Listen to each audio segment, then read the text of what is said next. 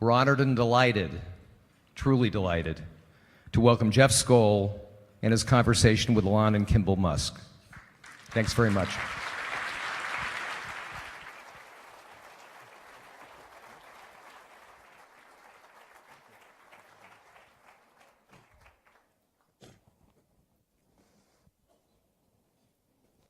Thank you very much, Paul, for the very generous introduction. My name is Jeff Skoll, and I'm delighted to be here with my good friends Elon and Kimbal Musk. In fact, we're in for a treat. I'm usually the one that gets asked the question, so this is a chance for me to put the shoe on the other foot.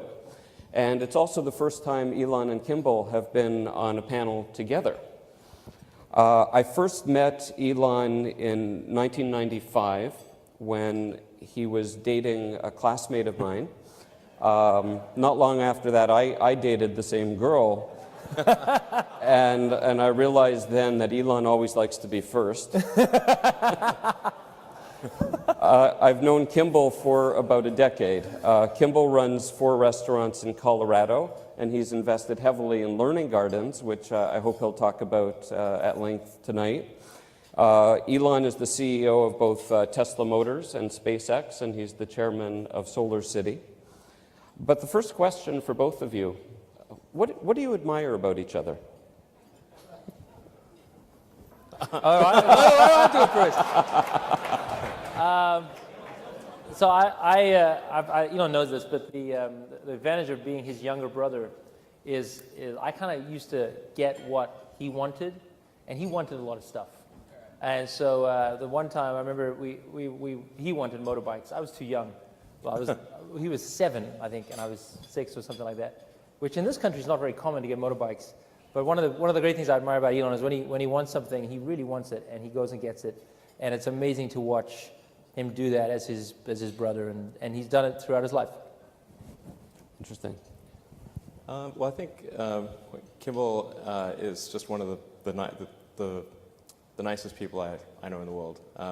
I've never in all my life seen Kimbal intentionally do a mean thing. So I admire that a great deal.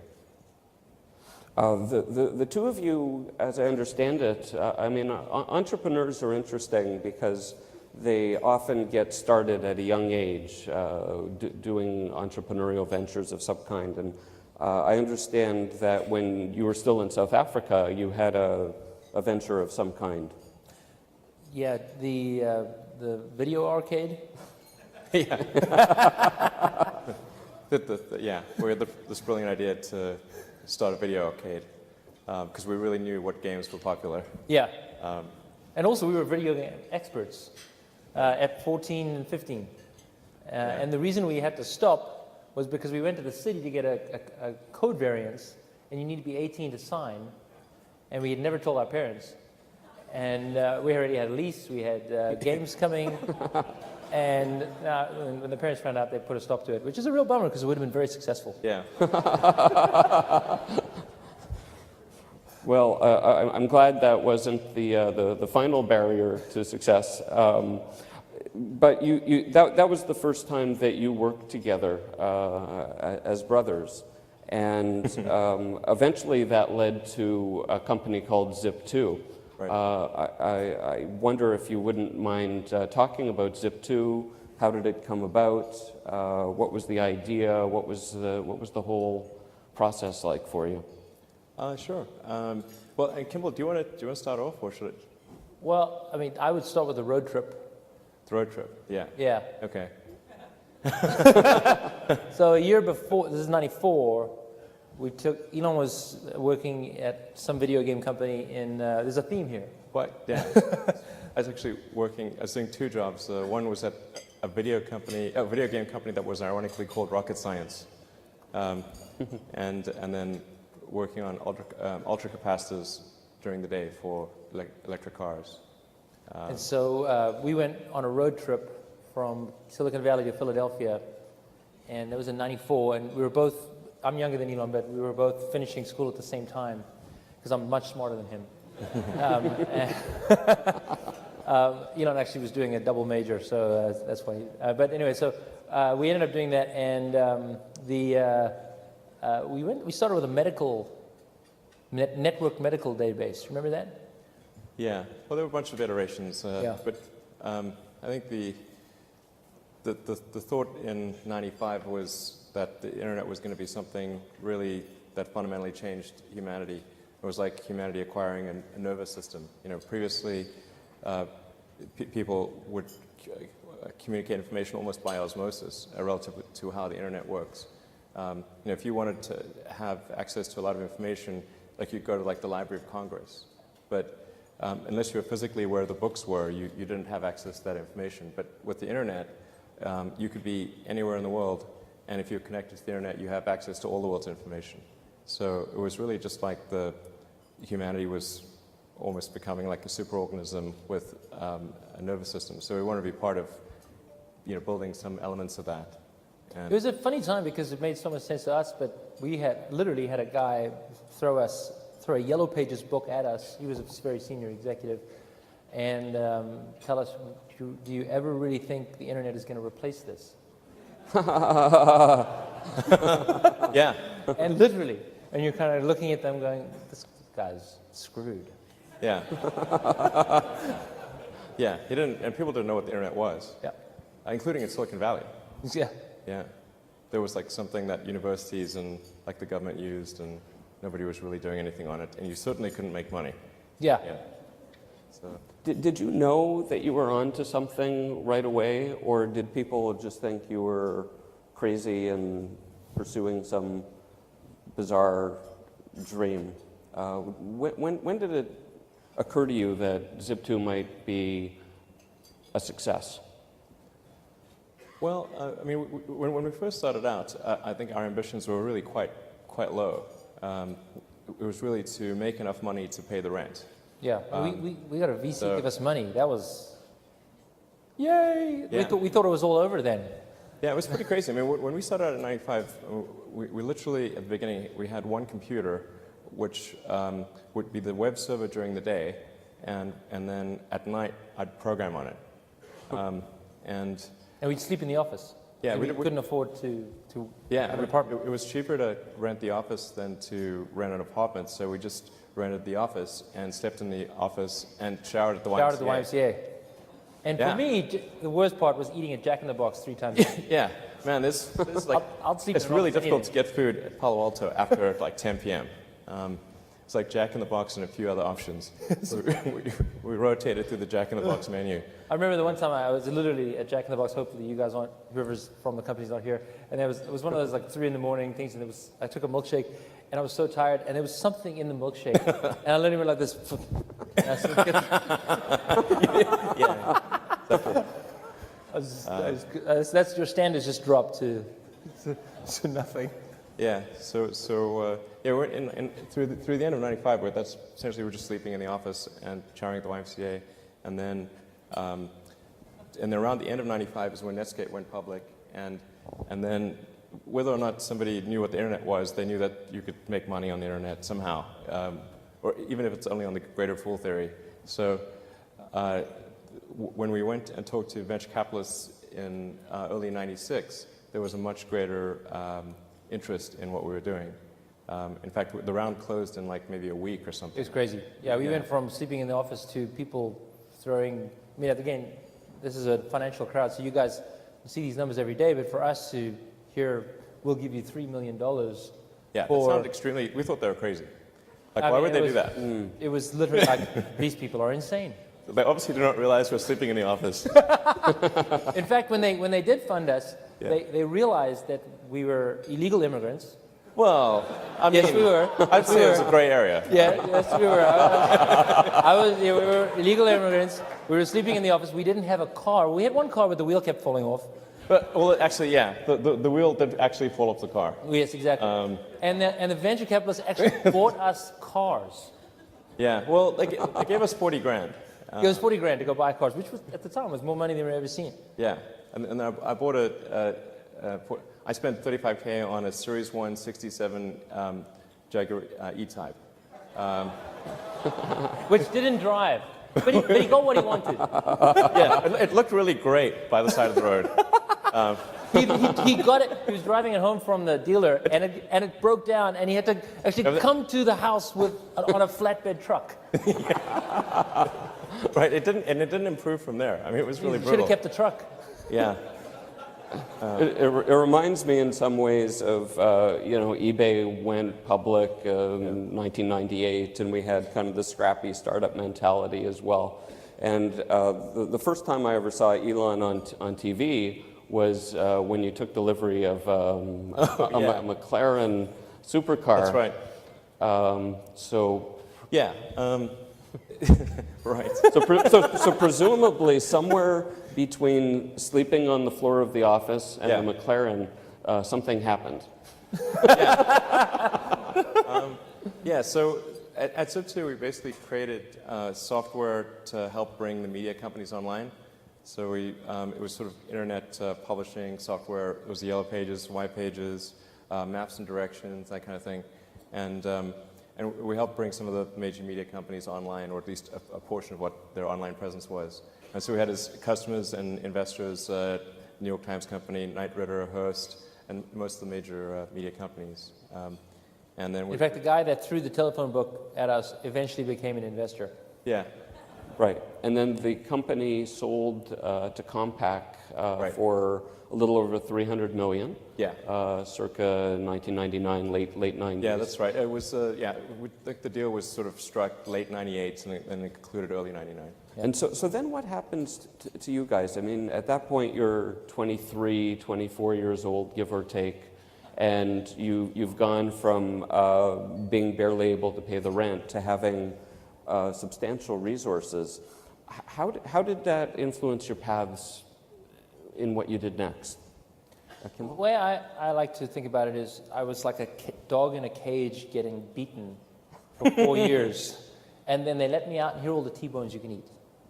So it was a very weird experience, actually, because you don't think, I thought I was building that company for life, and then, boom, they give you lots and lots of money in easy-to-carry bags, and it was totally surreal. And what did you do?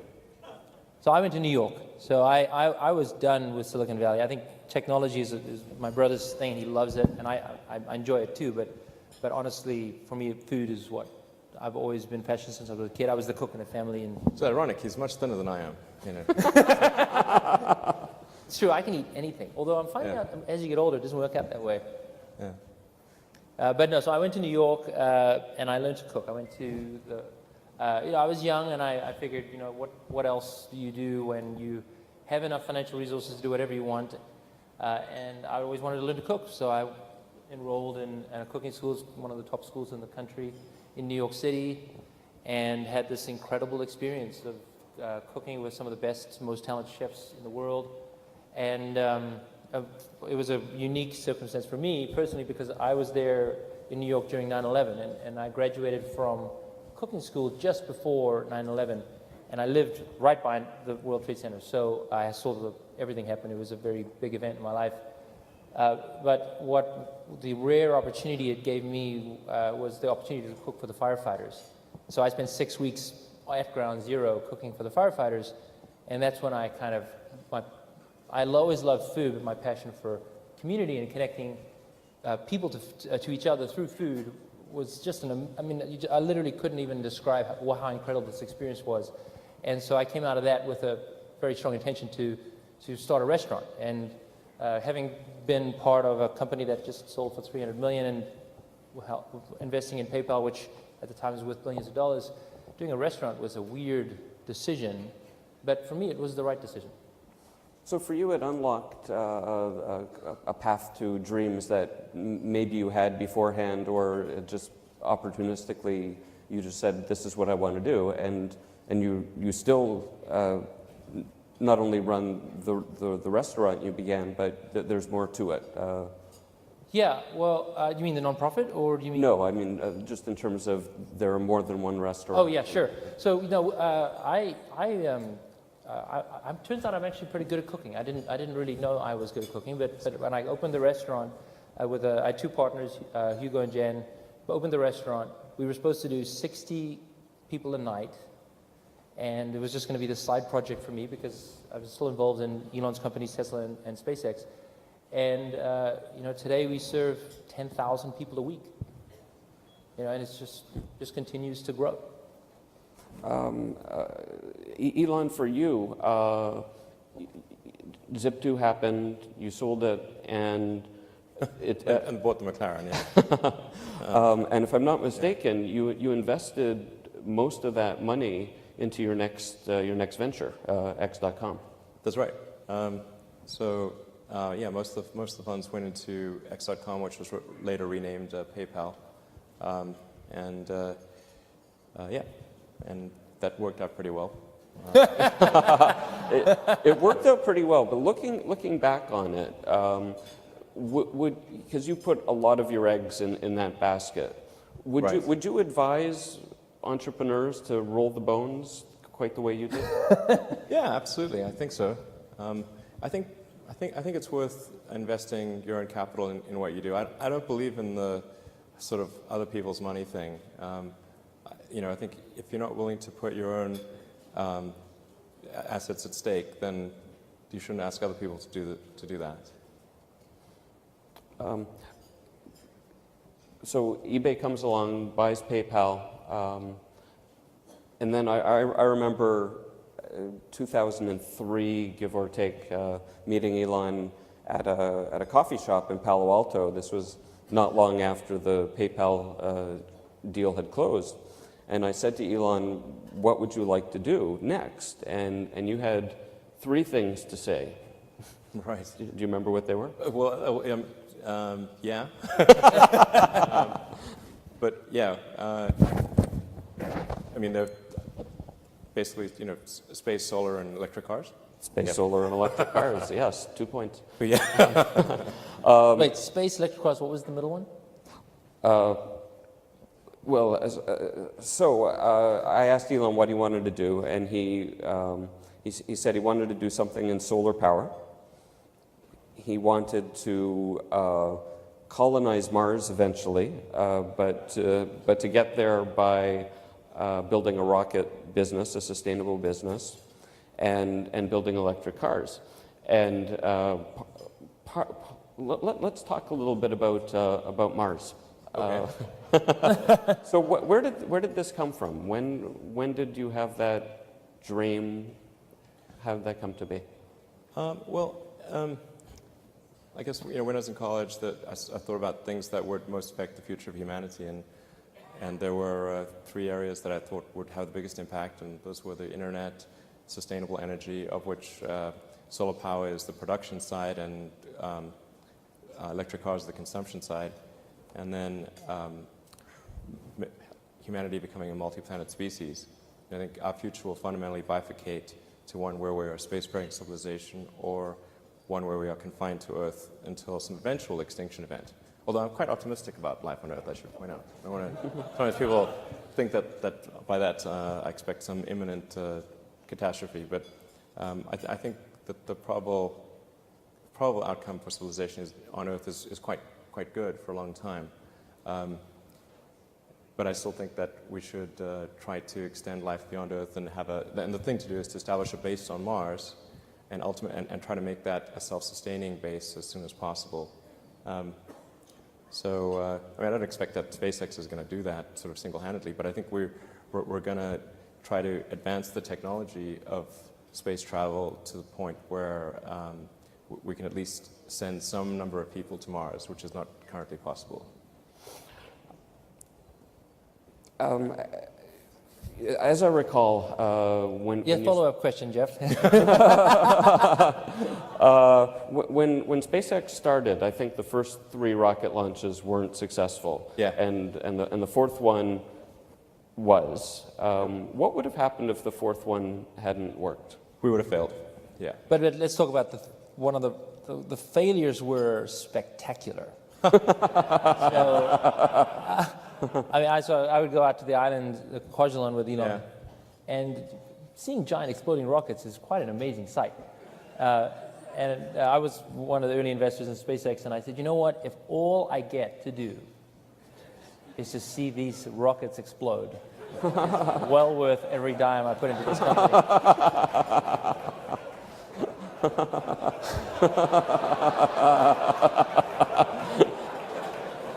There's something to be said about brotherly support. But it was an amazing thing to watch what Elon had built with those rockets on a shoestring in the middle of nowhere, and literally the middle of the Pacific, 2,000 miles from Hawaii. That experience, we'd fly in these what are they called? What are those? The Hueys? Helicopters? Hueys. You're flying the Hueys. You feel like you're right out of Apocalypse Now, flying to Dr. Evil's island. Really amazing. And again, worth every penny, still to this day, I'd say. So I think the failures were actually unbelievably exciting to be part of. Yeah. Yeah. Thank you, Elon. You're welcome. The point being that these ventures now seem to have wonderful momentum and things are going well, but I remember well there was a point in time Yes. when each of them had their tipping point and could have gone either way. I wonder if you could talk a little bit about the origins of Tesla. Sure. So with as mentioned, I was quite interested in electric cars from when I was doing my undergrad physics, and in fact, I originally came out to California to do a PhD at Stanford in applied physics and material science to work on ultracapacitors in electric cars. So it was a long-standing interest of mine, and the internet kind of put that on hold for a few years. But then after PayPal, I decided I wanted to get back into electric vehicles and make something happen in that arena, particularly since GM had come out with the EV1, and I thought, okay, well, there's not really a need for a startup company to develop electric cars because obviously GM is going to create the EV2 and the EV3. That's a logical sequence, and we get increasingly get better and better with each iteration, and so not really need for a new company in that arena. But actually what happened was that after California changed the regulations to no longer require electric cars, GM recalled all the EV1s, and then just to make sure that nobody could get them back, they crushed them in a lot somewhere. And in fact, while they were being crushed, the people who'd been the EV1 owners who did not want those cars recalled actually held a candlelit vigil as though somebody was getting executed, basically. And it's like, that just seemed extremely crazy that GM would ignore this because it's quite rare for people to hold a candlelit vigil about a product. And particularly a GM product. So, so if people are doing that, you should really pay attention. But they wanted to just sort of erase all that, and so I thought, okay, well, we've got to try to create an electric car company. But it wasn't as though in creating these companies that we thought that we would be successful. I thought that the most likely outcome was failure. But it was still worth doing, even though the odds of success were low. In fact, even for SpaceX, originally what I started doing was not creating a rocket company, but actually was going to do a small mission to Mars, which was just a philanthropic mission where you would send a small greenhouse with seeds and dehydrated gel, and would, upon landing, hydrate the gel, and you'd have this cool picture of green plants on a red background. And the public tends to respond to precedents and superlatives. So this would be the first life on Mars, furthest that life's ever traveled, and you'd have this great money shot of green plants on a red background. So, yeah, I thought that would get people's attention. So, but the expectation for that was no return. So I thought we wouldn't get any, we'd just spend the money on that and it wouldn't happen. And it was in the process of trying to do that mission that I concluded that I'd made a mistake with respect to my assumptions about why are there no people on Mars. Because I started off thinking that it was because there was a lack of will. And that if you could reignite the will, then it would happen. So my initial thing even with the space side was really to get the public excited and to get people to essentially vote NASA to have a bigger budget. That was my goal initially. But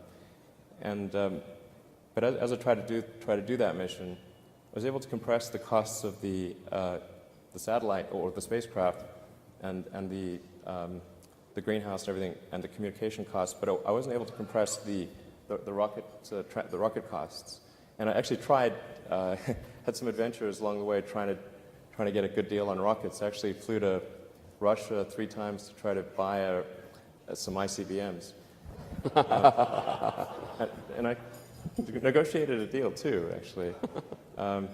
But after the 3rd trip to Russia, which was very, very strange because I was like there in 2001, 2002, and I thought, well, if we do this, well, it's going to generate a lot of interest, but if there's still a fundamental technology issue with rocket transport, then it's not going to solve the problem. So I decided that it was not a question of will, it was a question of way. And if people thought there was a way to do it without it fundamentally affecting their standard of living, then they would support such an endeavor, particularly in the United States, which the United States is a nation of explorers. I mean, it's a distillation of the human spirit of exploration. People came here from other places, and so I think that exploratory spirit is actually very strong. But people need to know that it's possible. This can be done without materially affecting their standard of living. So. I mean, what you've accomplished is amazing. Between linking up with the space station on launches and the Model S winning Car of the Year and being just a phenomenon. But a good, yes.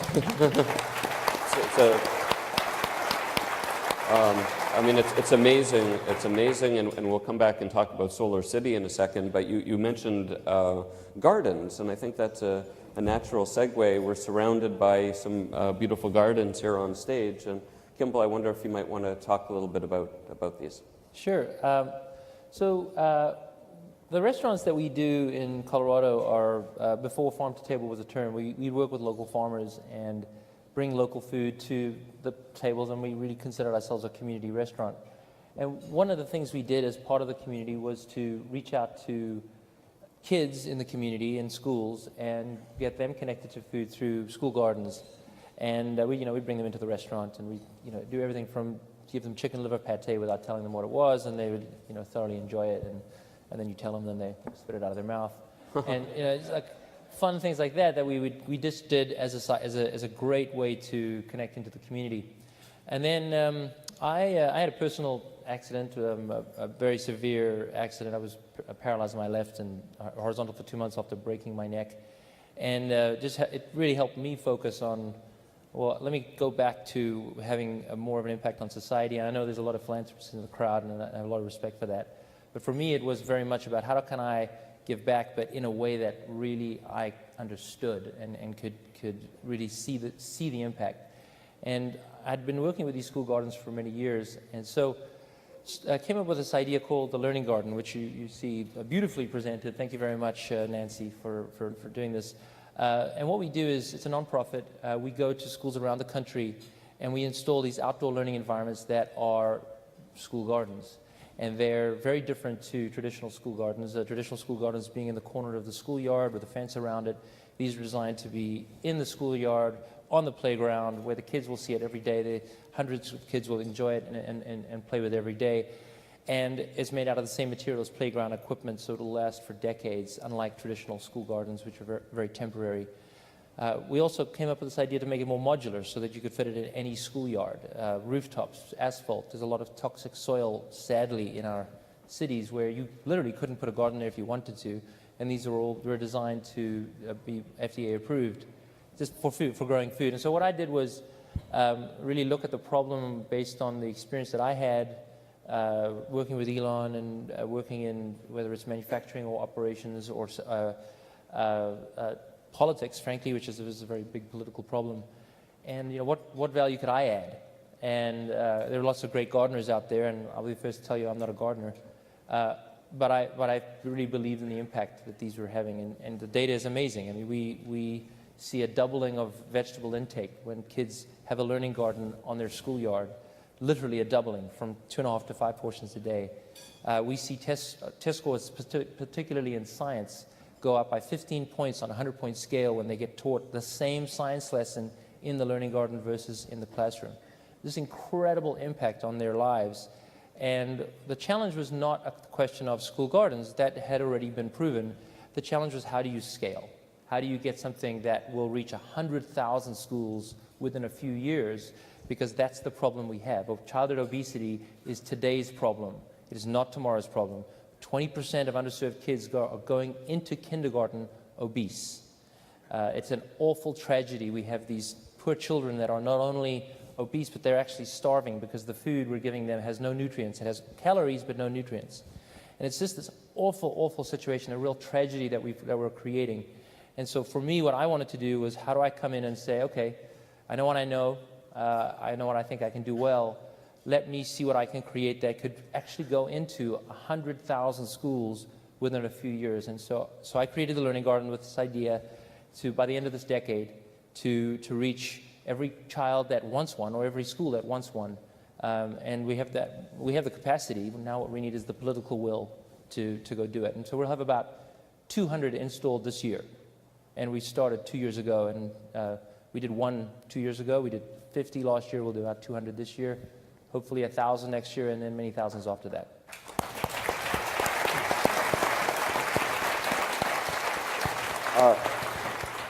Kimbal, if people are interested in finding more out about the learning gardens, where would they go? Thekitchencommunity.org. Please go. If you're a superintendent, and I know there's some superintendents in this room, because I had some heated conversations with you guys earlier, please go learn about it, because there's no better way to teach kids about science, which we all understand is a massive problem in this country. Getting our kids to love science is so important, and childhood obesity is so important. We need to fix this problem. We are creating expensive, unproductive people. Let's just stop that. Let's fix the problem. Let's fix it now. Absolutely. I think we'll talk a little bit about Solar City, yeah, and then maybe open up to questions from the audience. Solar City, I mean, your family is remarkable. Maybe you want to talk a little bit about how Solar City got going and your role as chairman and sure. all that.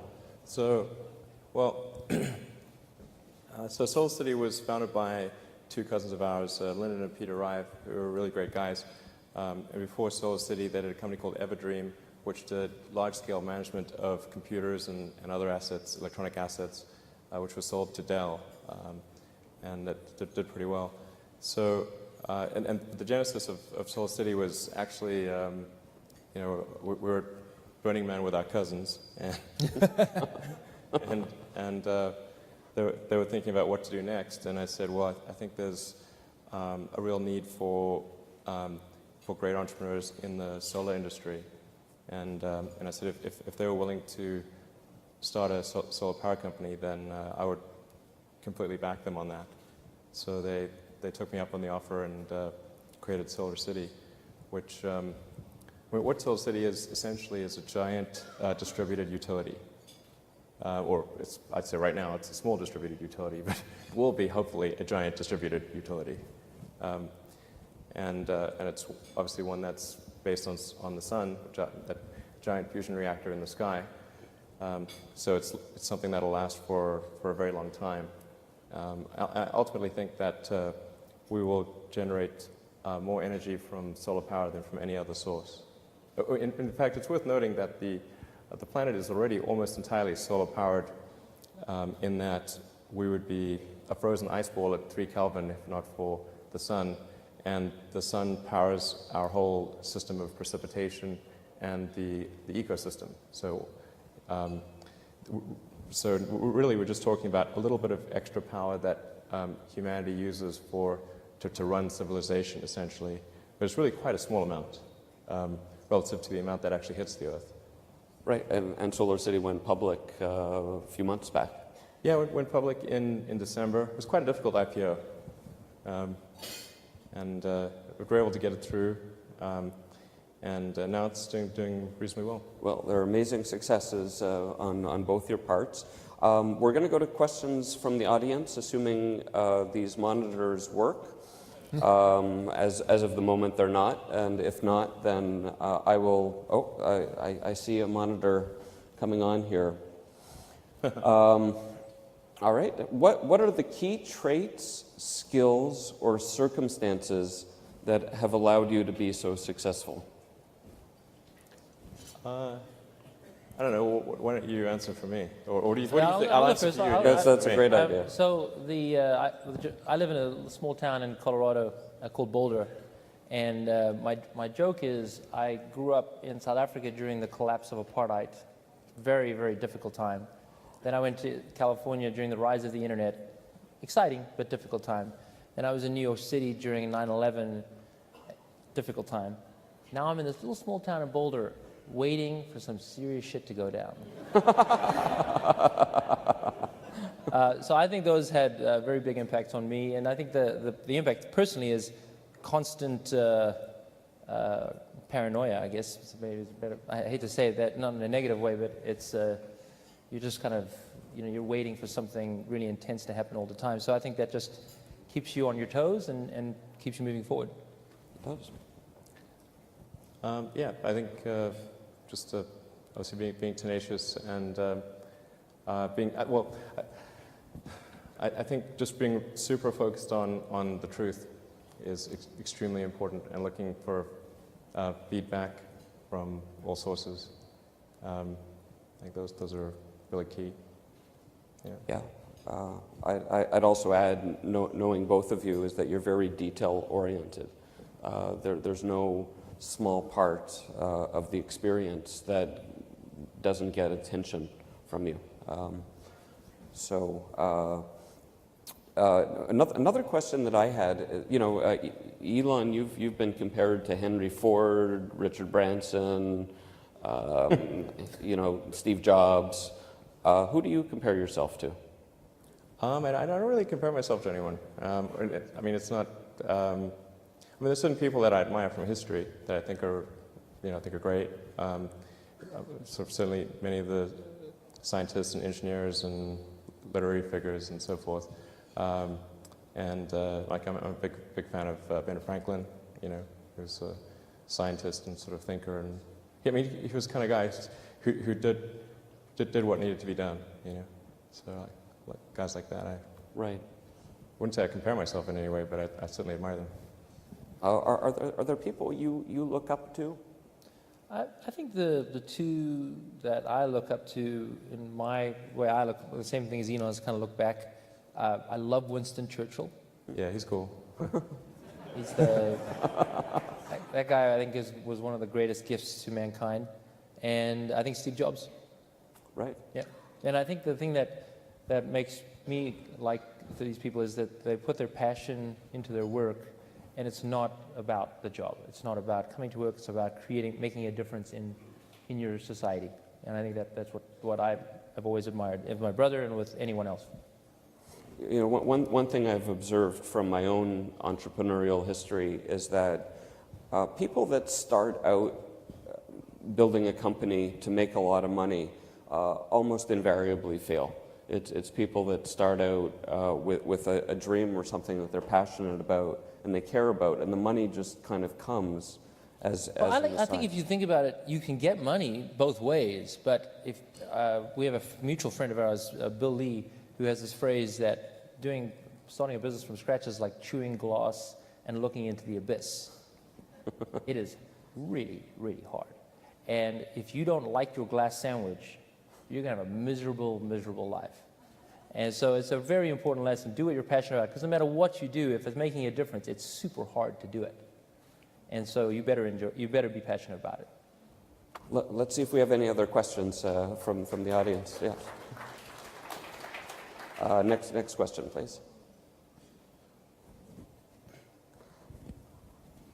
For Kimbal, what role and impact do you see impact investing and social ventures having in solving the world's major problems? So I actually get this question asked to me a lot. I was literally had this conversation with a major social investor a week ago. I really struggle with it, to be honest. I think the idea of obviously investing as a philanthropist, I love. I think that's really great. But if you're looking for a financial return, it is super hard to not have that as your key driver. I get the idea of double bottom line or triple bottom line, and I live that life all day long, but it's a personal decision of mine. And I really do struggle with the right answer, because the more money you make, the more difference you can make in philanthropy, and you can separate the two, and you can be quite impactful as a philanthropist.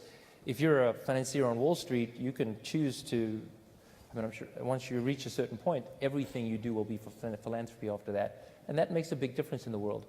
If you chose to invest in social ventures and get a smaller return, I think you struggle. Success is very important. And so I really believe in isolating the problem, focus on success, getting it done. And in the case of investing, that means focusing on investing and getting the highest possible return within reason, human rights and all that stuff. But social investing, I think, is a very difficult space to make work. And actually, maybe, Jeff, you should answer that question, because you do that all the time. Yeah, except I'm sitting in this chair. Well, I agree with you. I think social investing has all the rigor and challenges of for-profit investing, but added into that is the qualitative, sometimes unmeasurable aspects of dealing with some sort of social change or social good. So one of the things on the nonprofit side, I was specifically referring to for-profit social ventures, but on the nonprofit side, I get really frustrated because there is no measuring stick. It's, how are you doing? You get to measure yourself. That's retarded. You need to have some measuring, some common grounded measuring stick. And in the for-profit world, you've got profit. And in the nonprofit world, it's very weird. It's my first nonprofit, so I'm learning as I go. I don't know what the answer is. Elon, anything to add on that? But I think generally anything that if it's possible to solve a problem with a profitable venture, then that's the best thing to do. So it's only when there's some failure in the market, and there are some, but there actually aren't that many, but in the grand scheme of things, there are some failures in the market that have to be addressed with a nonprofit. But generally, I'd say, or on the side of I do have a small foundation.